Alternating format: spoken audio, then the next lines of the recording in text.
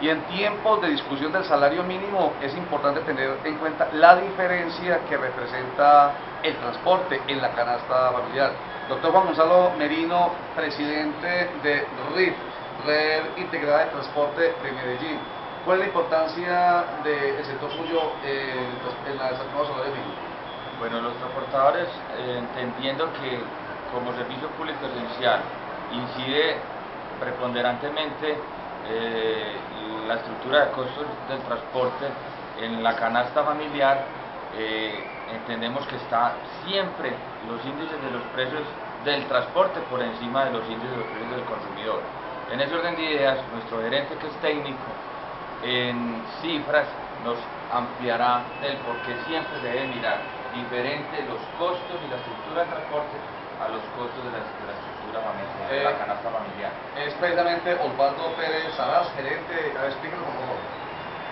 Oye, lo que pasa es que en este momento el índice de precios del transporte se ha incrementado más de dos veces lo que es el índice de inflación al consumidor o IPC, porque todo tuvo que ver con el índice de precios de la gasolina.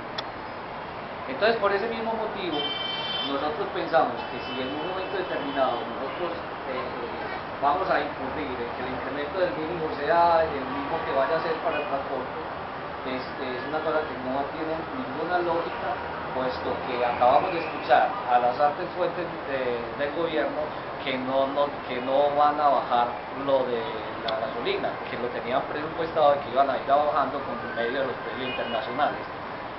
Si quisiéramos que nosotros tuviéramos que tener en este momento una tarifa fija que no se incrementara para el próximo año, tendríamos que bajar todos los costos de operación que tiene el transporte, entre ellos y muy sensiblemente el precio del petróleo.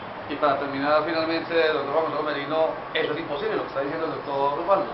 Pues es imposible porque realmente los precios siempre redundan en lo político.